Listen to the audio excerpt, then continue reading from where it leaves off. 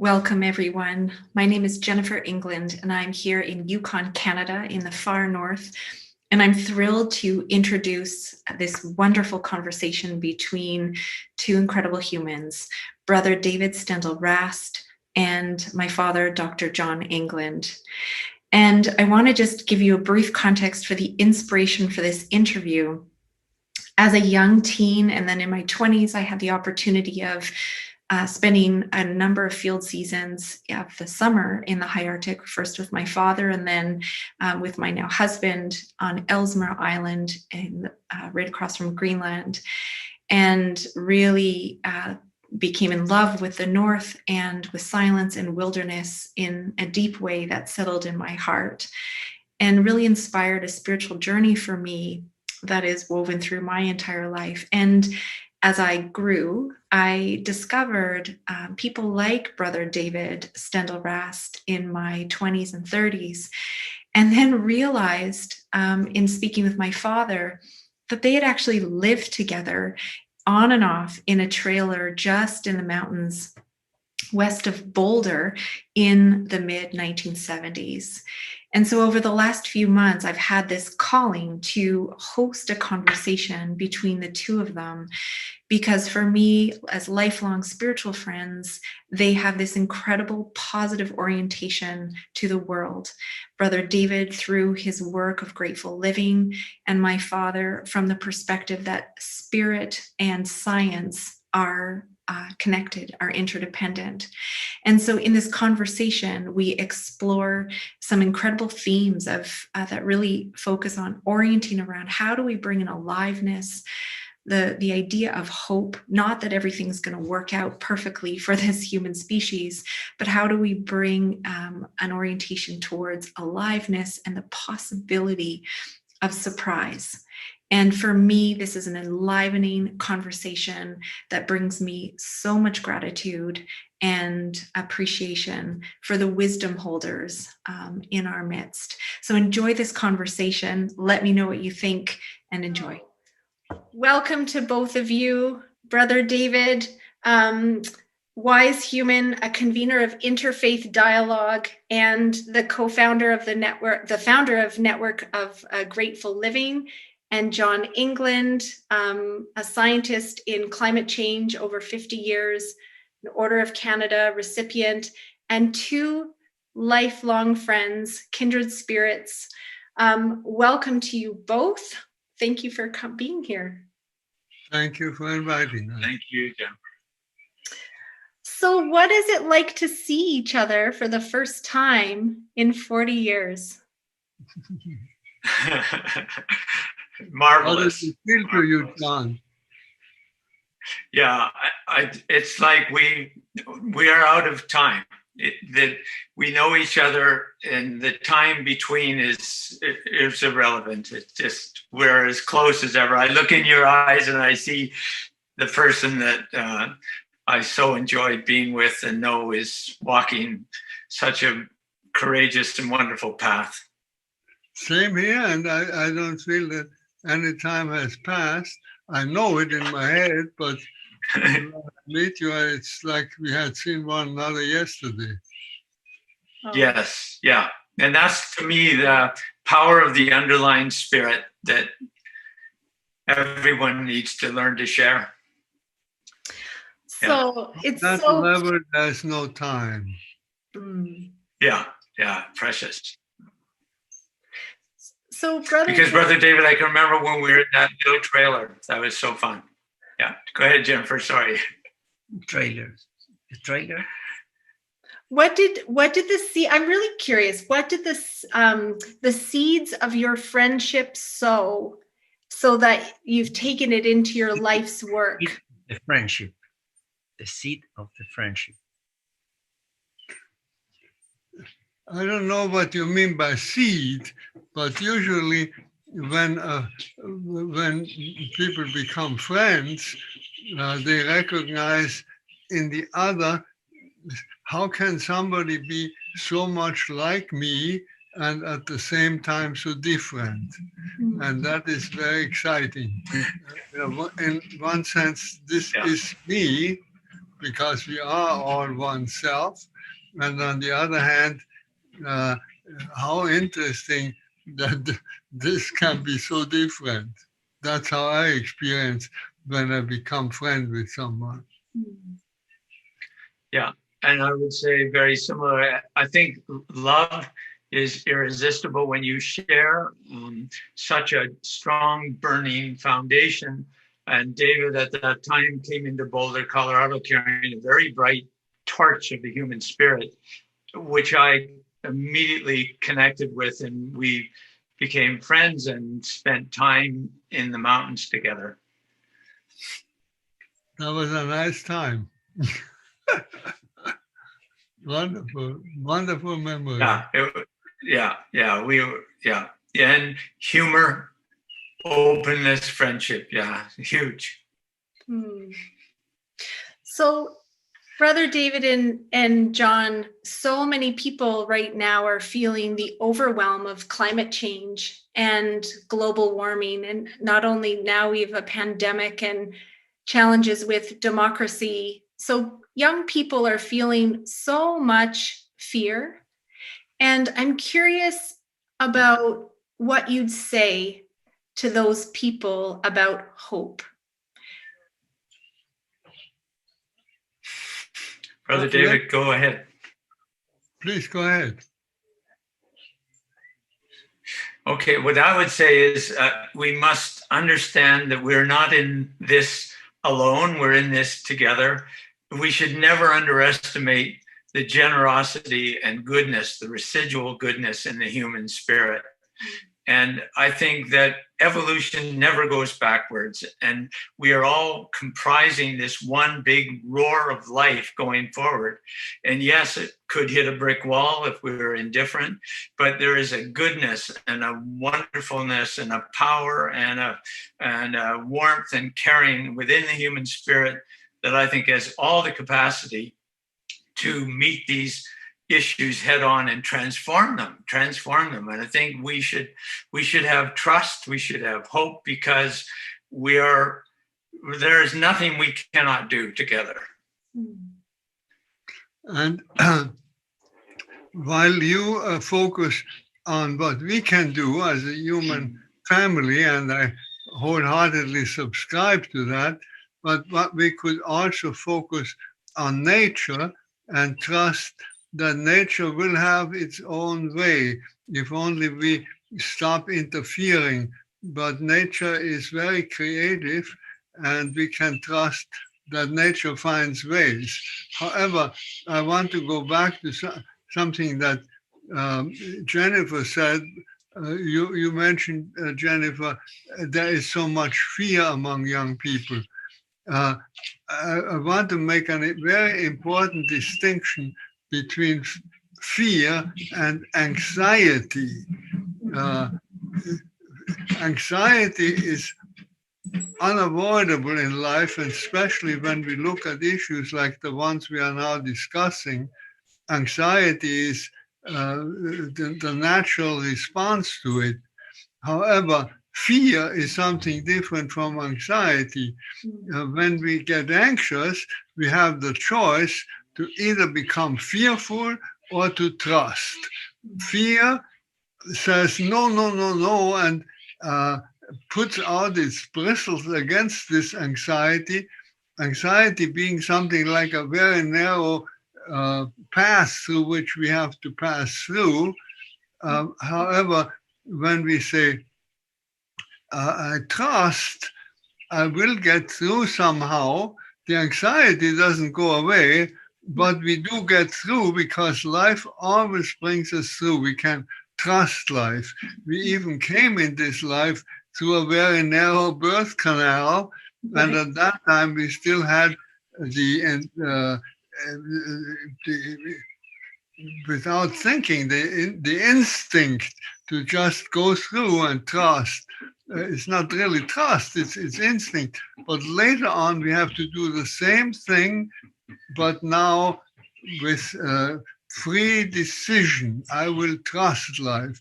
And then every impasse, every anxiety will lead to a new birth. I love that. I love that, Brother David.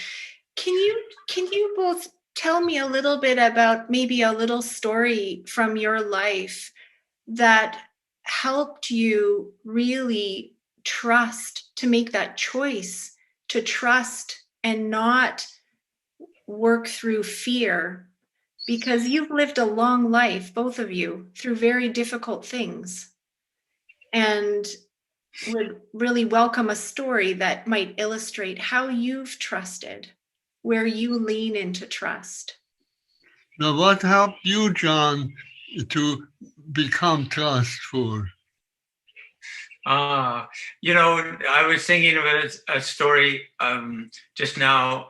When I was doing my Arctic work one year, I still had a very controversial view about what happened reconstructing an event in the Arctic.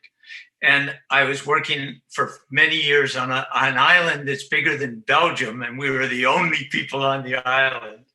And I worked and worked and worked for 4 years and came up with a lot of data that was completely different than across on the next island, where it was a well-established point of view. And I waited till I went there to test my results over there. And I picked up a little shell out of the ocean that I'd never seen before. And I thought, oh my goodness, this other person's ideas are correct. I must be wrong. I sent that little shell in to get dated, radiocarbon dated. And if he was right, it would be over like 30,000 years old. And if I was right, it would be about 11,000. And I got my dates back, and they only dated half of my samples. The last one on the page was that sample, and it dated exactly 11,000 years old. It was like God and Adam had finally decided to touch. And I remember my immediate response was simply joy, was simply laughter. And I went then, because it was time for Mass, I went to Mass, and at the end of Mass, when the priest was leaving, I said, no, you have to stop. I have to tell you something so special happened today. God broke into my room, into my life, and just said, John, not only are you right, but I'm going to make you laugh about it. And it was just, and so when you talk about hope for people, I just think, my goodness, if you see in life that we're constantly surrounded by this joyful, beautiful reality. And yes, you may be anxious. Very good point you said, but don't be fearful, because we can do so much, and we're not alone. We're not alone. We're together. Thank you. Beautiful. Yeah. Beautiful. That's a beautiful story. Yeah, that was a special. I don't have a story, but experience. For instance, when I get anxious, what helps me not to be fearful and to trust in life is to remember beautiful events in nature.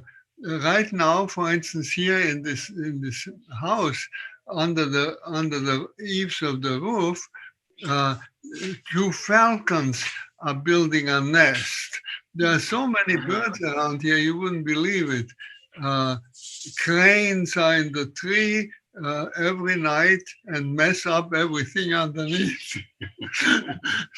Falcons are under the roof, and we can watch these falcons from beginning when they start bringing bigger twigs for their nest. Then they bring thinner ones. Then they bring fine material. We can always see they are so big. We can see what they have in their beak. They sit for a while, and while we are having breakfast, we're looking up and we see them sitting there, and then they bring it in. And now apparently the female has already laid some eggs. It seems like that. And the male is bringing it some food. It's getting much more quiet.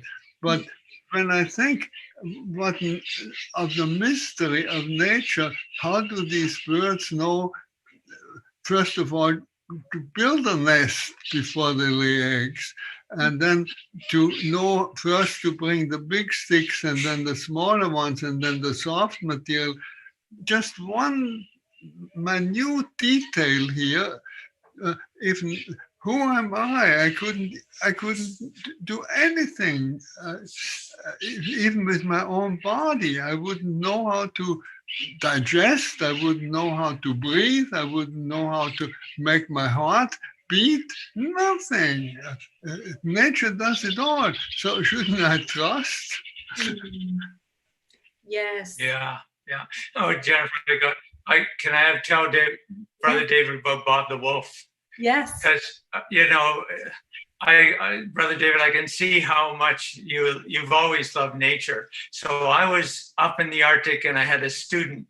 We were far, far removed, 4 hours by a plane to my camp, another hour to the students' camp. And she radioed me. We had no other way of talking. She radioed me and said that a wolf took her boot. She only had one pair of boots. And the wolf came in the camp and stole her boot, and it went away. So I had to on the radio down to our base 4 hours away and say, we need boots. Can you get some boots in town? No boots in town. So then they could phone down to the mainland 2 hours by jet. And they talked to a big store. Yes, we have boots. The boots came up all the way in the jet. Then the boots came to me 4 hours into an hour. Then I took a helicopter up to the camp. We got there with new boots, and I got out and we did some work, and the wolf was there. And if you lie down on the ground and wave your arms, a wolf will actually walk up to you. Now I did that. I took a picture of the wolf. We called him Bob. And then we got back in the helicopter later. The wolf left. She had her new boots, and we flew back an hour all the way back to my camp. In the next morning, she was on the radio, and the wolf brought the boot back. Oh, amazing. After hours of flying and phone calls and telephone, he left. And I swear that he knew. He had this wolf, he or she had a fabulous sense of humor. And maybe that's what we're missing when we think of nature, is like, it's way more than just animals can think or feel. Animals have a sense of humor. But that he brought them back, that is amazing. I remember in Tassajara, in the Buddhist monastery in the Big Sur wilderness, we always had foxes stealing the shoes. When you go into the Zendo, you leave the shoes outside. Well, after a while, nobody left the shoes. We had to take them in, protect them from the foxes, but they never brought them back. But the fox is probably thinking, if you won't invite me in, I'm going to be unkind to you. Well, I love what I love about those stories is something you talk about, Brother David, about hope.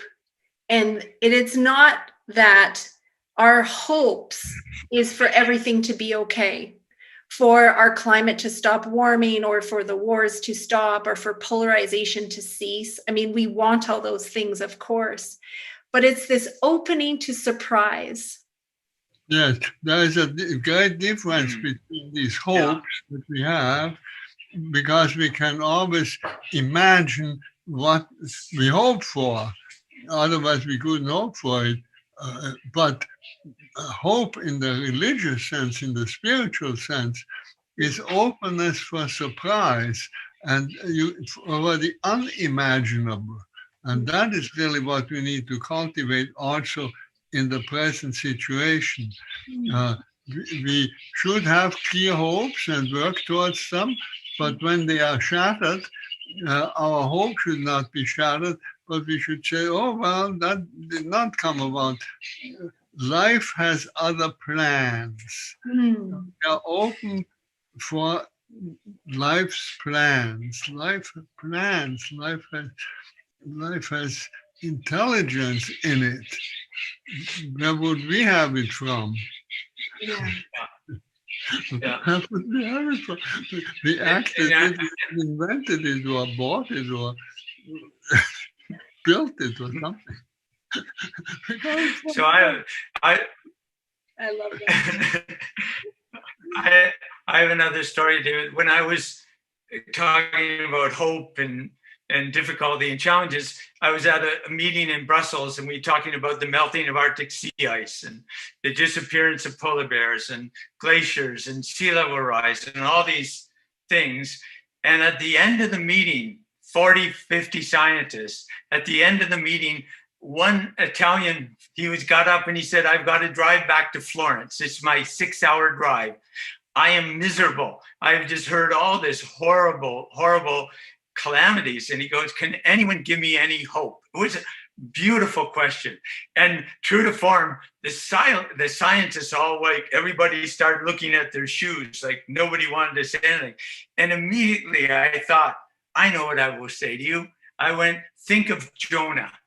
Jonah going, God telling him, go to Nineveh. And Jonah jumps in the boat and goes the other way. He gets thrown overboard. He gets swallowed by the whale. He gets back up and put on the beach by the whale. And he still has to go through Nineveh. And all he's expecting is, I'm going to get stoned to death. And I don't want to do this, but I have to. And with the beautiful part of the story, I said to the scientists, okay, we may be like Jonah, but the people, don't underestimate the people, because they all put on sackcloth and ashes. You know the story. And God looks down and goes, these are beautiful people. Look at the changes they've made. And the last person to get it is Jonah. I love that so much, because he goes up into the mountains and sulks. Yeah, that's a beautiful story. And in the end, it's God saying, look, Jonah. So funny, you know. And it's also the very last words are very interesting of that story, because it's a fairy tale, so to say, but a very deep one. Sure. So it says, and a plant grew up and gave shade to Jonah as he was sitting there. He didn't like the idea. And then a worm comes and bites the roots of this plant, and it withers. And again, Jonah is upset. And then God says to him, look, you are upset about this one plant. I'm caring about these thousands and thousands of people. And then the last words, to say nothing of the animals. God says, I'm caring about all these people. Say nothing of the animals. That's a very important passage. Yes, it is. Beautiful. In our context, that is polar bears and seals. Yeah. Well, true to form, what you've done there is you've lifted just one more thing up. That's beautiful. Yeah. You know, and just something I also wanted to say, because it's something about life and how it's tumbling forward, and how we have to see ourselves trustfully in something magnificent that's going on. And there was, when I was in high school, I was always taught that God, Yahweh in Hebrew meant I am who am. So you memorize that, right? And it's not very helpful. And I was watching something, and somebody was saying this to a Jewish rabbi, a Hasidic Jewish rabbi, mystical, and he said, no. He said, I am who am. He said, no, I wouldn't say that. He said, I would say what it means. I am becoming what I will become. I am becoming what I will become. It's free. Beautiful. Yeah. Don't fix me. Don't say it's this or that. I will choose to be present as the one I will choose to be present. Yes. And watching a few of your YouTube talks, which have been so wonderful, you said that about the spontaneity of the universe. And that's why I think what I love, what you're seeing is, you know, it's sort of like if you took Teilhard and you took Thomas Merton and you took the Dalai Lama and you dissolved them in a test tube, and you shook it all up, and then you recrystallized the person. And I think you would get Brother David, because I think what you're bringing into this is this appreciation of a modern view, a radical view. That's why a minute ago I said, you mentioned yourself, the revolution needs to be revolutionized. And I would say, because you know how much I was into Teilhard, I would say Teilhard has to be Teilhardicized. It needs to become more personal, that Christic consciousness all of us are seeking, and we can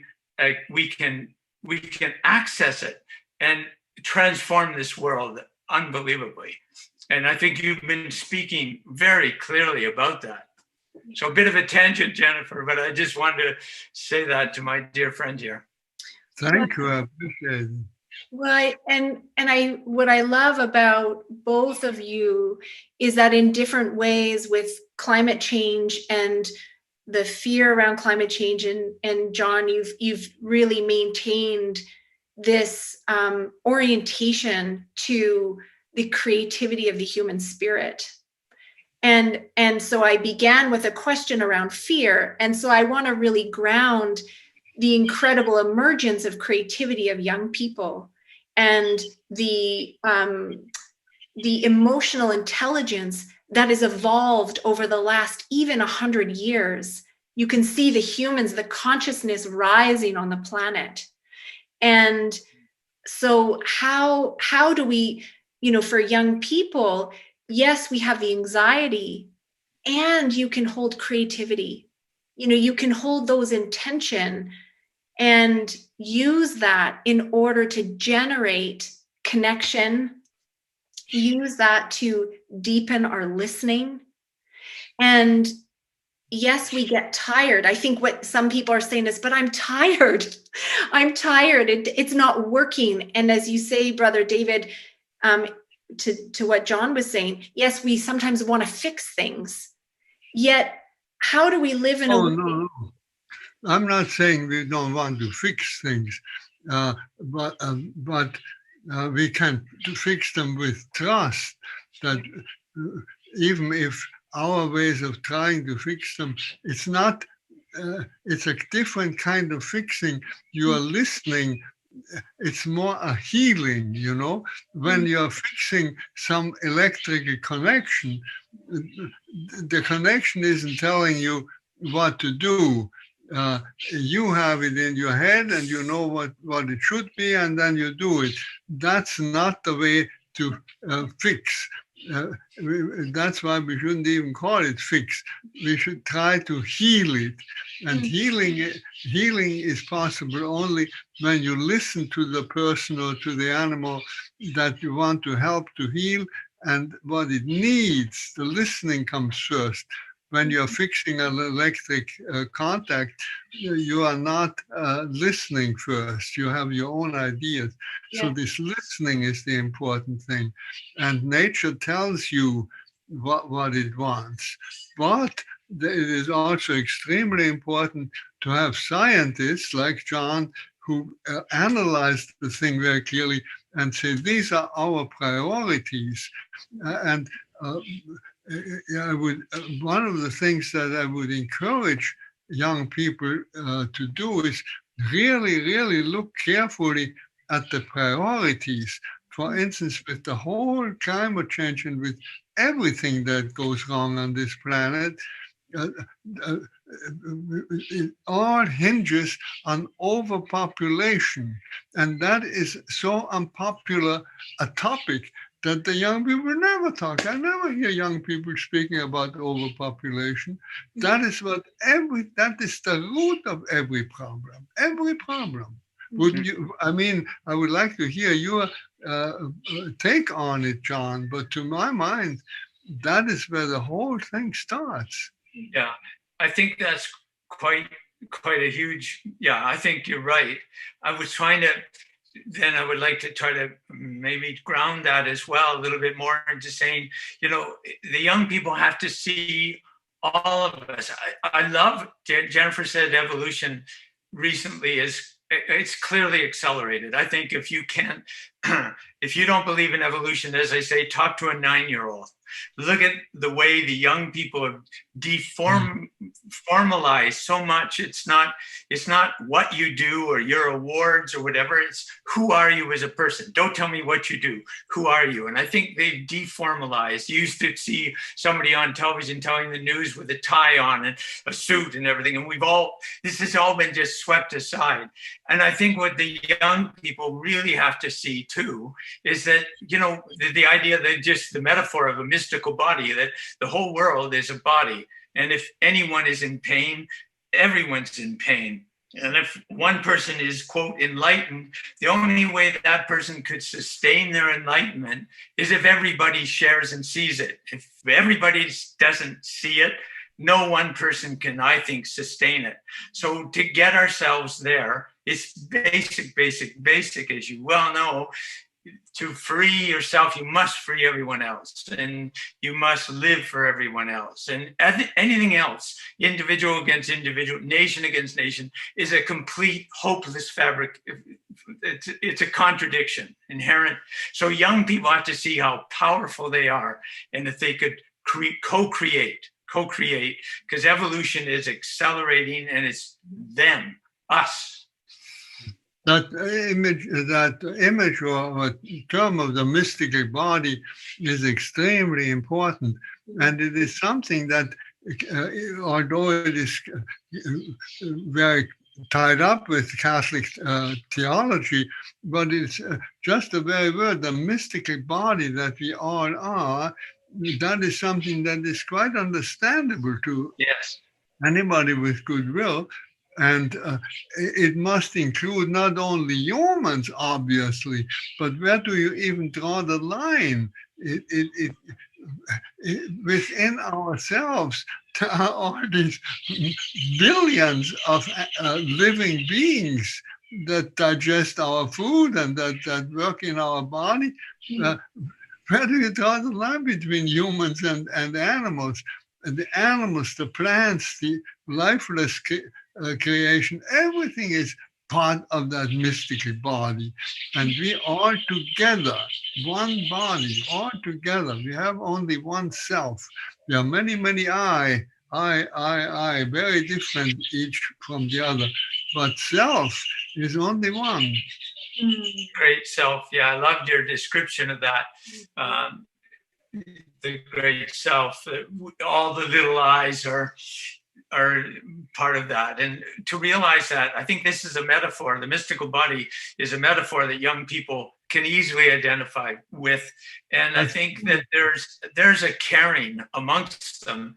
And when there is stress, COVID putting us all into positions where we have to reflect on what really matters. You were saying young people need to think about what are their priorities, what are their goals, how are we going to get there? Well, if we're going to get there, wherever there is, we're going to get there together.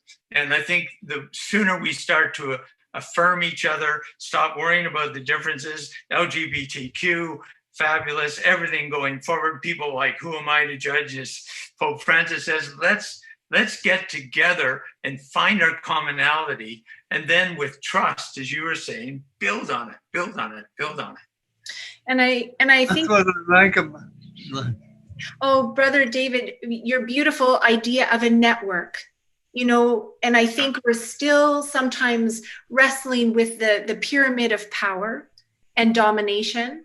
And yet, if we really get curious and feel into the body, the mystical body of our own collectivity, then like the work you've done and the work that happens in Indigenous communities here where I live in the Yukon in Canada, I mean, it is communities supporting communities from the very small local level, expanding to the global. So I think it's a beautiful time to maybe talk a little bit about what you understand as the opportunity of networks for young people. Well, I like very much John's emphasis on the community, on the we, because that is one of the thresholds that we are just now passing. uh, we have pushed the idea of the I and of the individuality so far. It is a good thing to a certain point, but we have pushed it too far and we have lost the we. We are alienated from one another.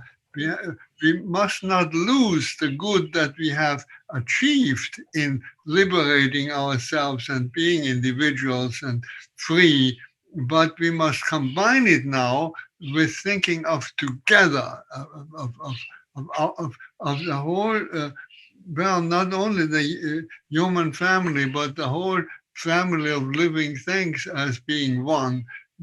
And when we do that, then we are dismantling that power pyramid where the ones that have power sit on top and defend their power against the others, and the ones a little further down using their elbows uh, in rivalry with one another, and everybody's afraid that there isn't enough to go around, and so you become greedy.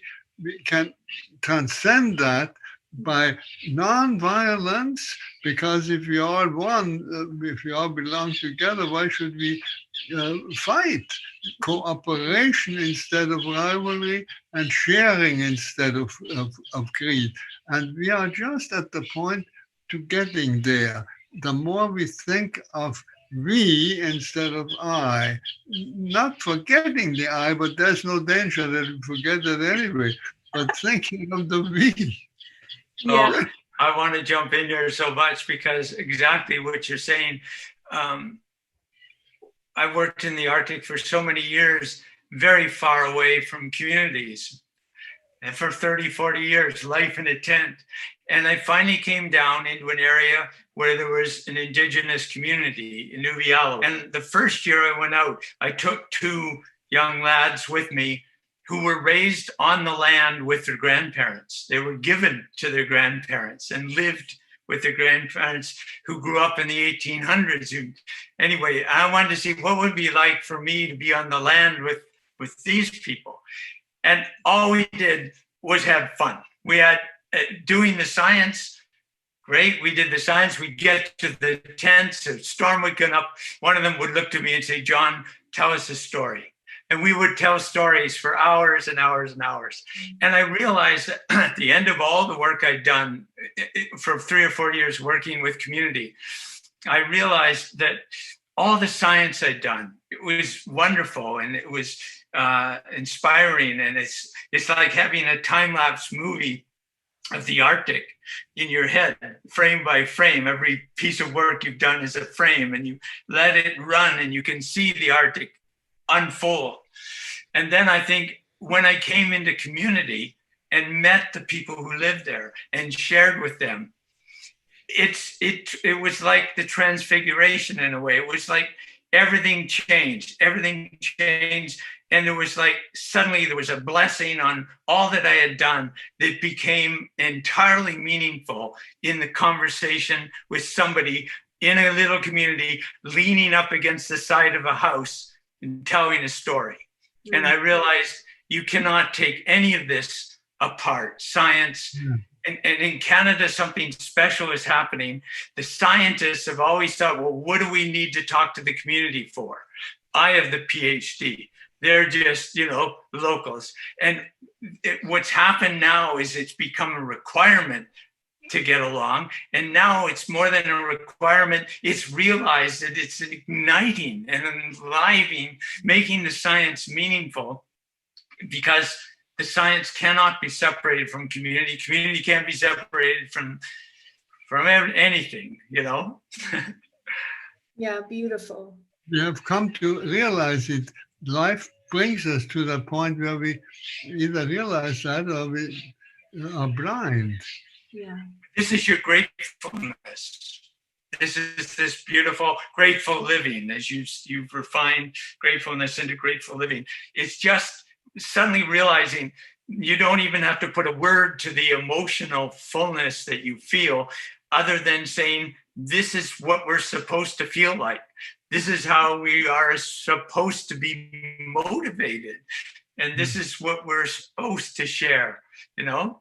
And how can that young people right now, it's right in front of them. Yes, maybe it's the darkness is very dark and the light is very, the opportunity right now is so huge.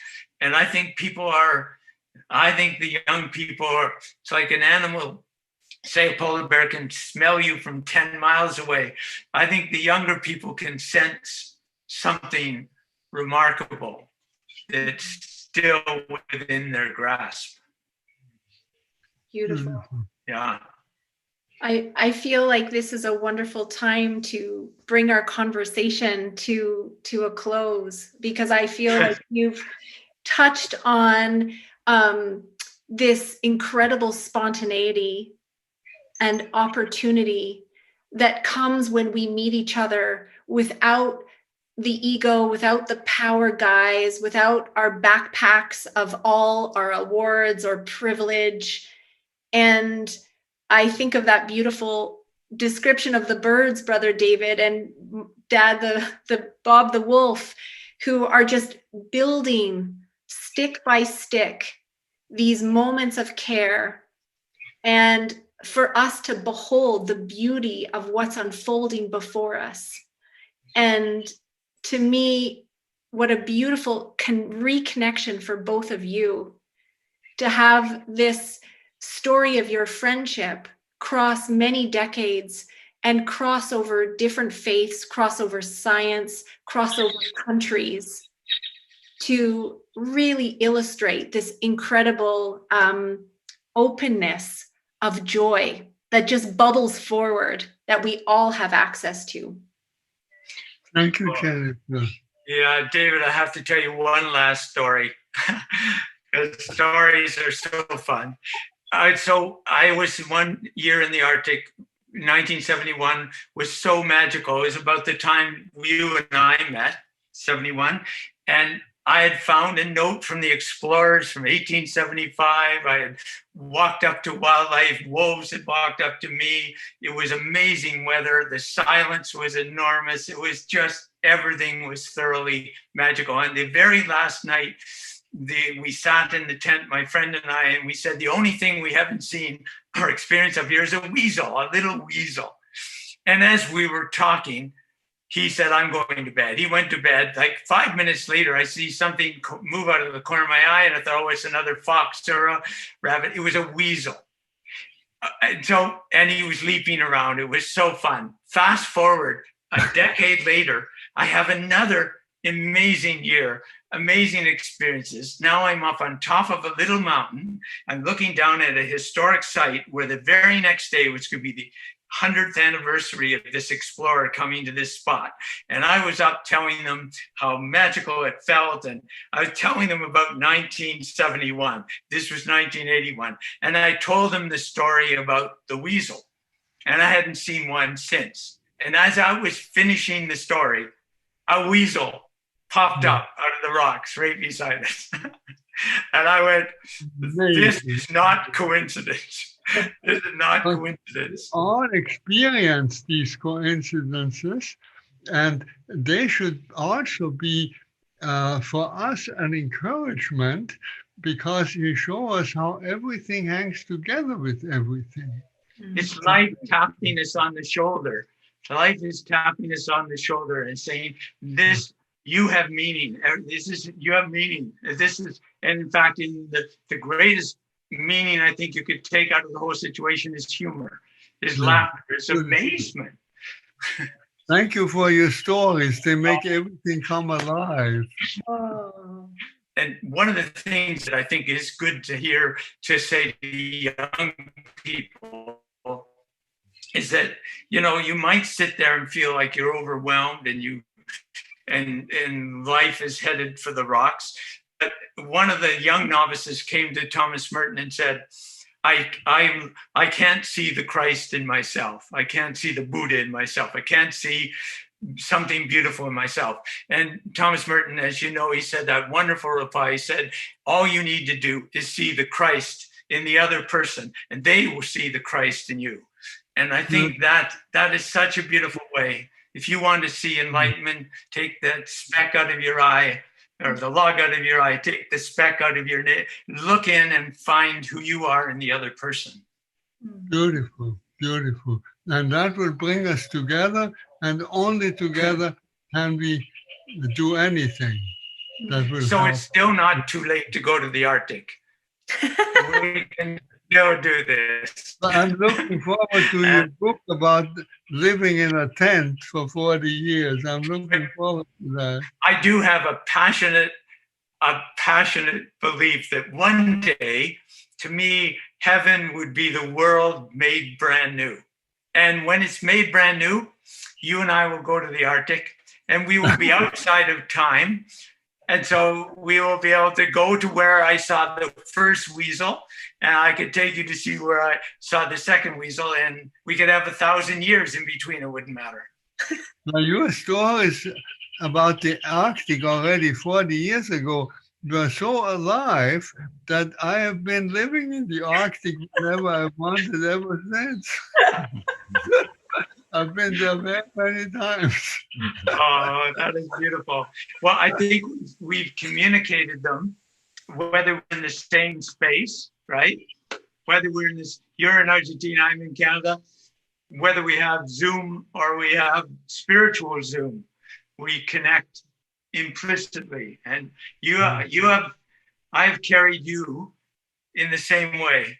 And your clarity and your insight, and you're revolutionizing how the everyday spiritual world is so right in front of us. And you've spoken. I'm very grateful for that, for all the technical things that make a meeting like that possible for us. But I also remember 40 years ago when you went to the Arctic, you were just completely cut off from everybody. There was no cell phone. There was nothing. You were just alone, completely. But that's what the Desert Fathers did. You know, that to me is no cell phone, obviously. We used to joke about being order a pizza. You know, there were no satellite phones, no cell phones, no computers. And how beautiful, when you have a little, you have a lot. Oh, thank God. Well, I'm looking forward to your book. I'm sure it has funny stories in it too.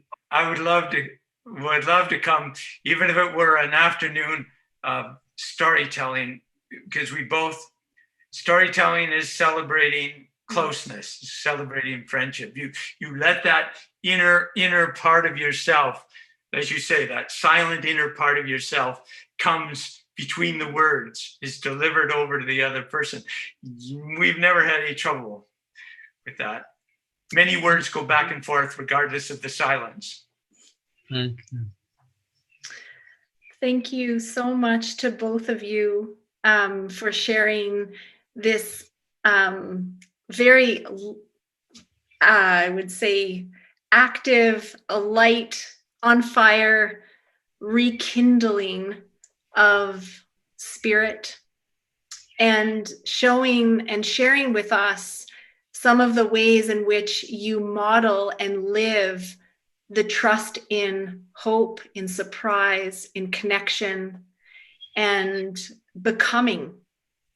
And thank you so much for sharing your wisdom and being together. Thank you for bringing us together. Yeah, bless you, Brother David. You are in my prayers. May I be in yours.